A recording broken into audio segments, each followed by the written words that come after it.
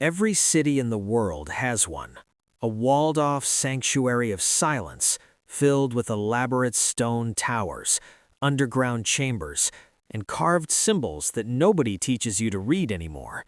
You've been told since childhood that these are places of rest, that the high walls and iron gates are there to provide a peaceful slumber for those who have passed.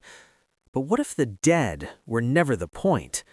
What if the fences, the vaults, and the massive granite monoliths were put there to keep you out of the gathering grounds? Walk into any old cemetery in a major American city, Greenwood in Brooklyn, Mount Auburn in Cambridge, or Highgate in London. For a moment, don't look at the names on the stones or the dates of the departed. Look at what is actually there. What you will see is a feat of engineering that defies the era of its supposed construction. You will see stonework so precise that modern construction crews, even with laser levels and diamond saws, would struggle to replicate the joins.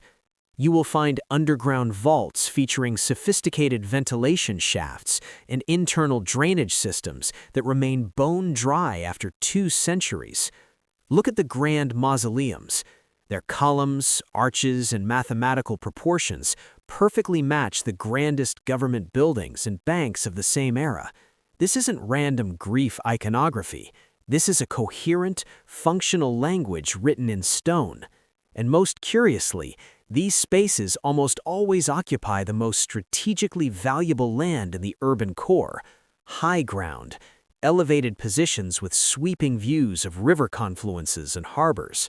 These are sites that any military engineer would immediately identify as commanding positions of power. The official narrative tells us that in the early 19th century, every major Western city underwent a cemetery reform movement.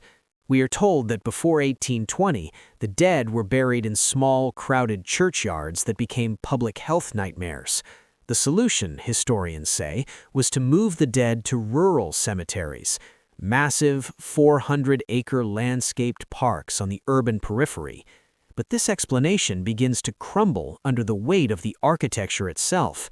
No public health official designing a sanitary solution for decomposing remains would insist on Egyptian revival entrance gates, terraced amphitheaters, or complex cast-iron fountains fed by internal spring systems.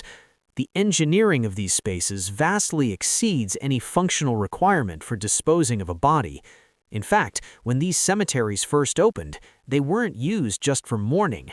In the 1840s, they were the most popular tourist destinations in America. People flocked to them by the thousands, not to visit graves, but to gather in the only grand, open spaces available to them. They were, in every documented sense, gathering grounds.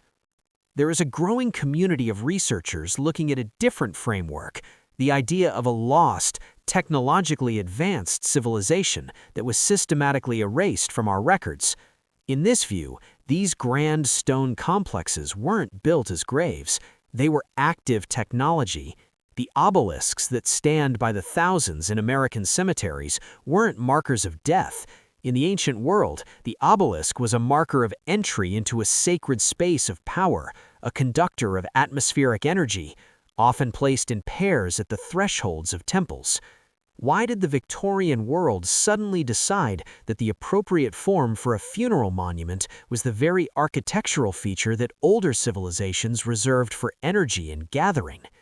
If you were trying to manage a transition between civilizations, if you needed to protect and maintain a grid of sophisticated infrastructure, but didn't want the new population to understand its true purpose, how would you do it? You would reframe it. You would take the most powerful sites on the map and label them as places of death. Once a space is associated with the sacredness of the grave, the human instinct is to stop asking questions.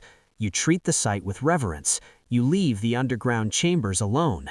You accept the locked gates as a sign of respect rather than a barrier to your own heritage. The bodies in these cemeteries are real. The grief is real. But the architecture beneath them tells a story of a world that functioned differently than we are told. The drainage still works. The ventilation still breathes. The obelisks still point to the sky, marking the grid of a forgotten era. We have spent 2 centuries walking past these walls, never looking twice because we were told there was nothing left to see but the end of the road. But when you look at the stones, you realize the cemetery isn't a place of ending, it's a place of hiding. It is the living infrastructure of a history that was systematically rewritten.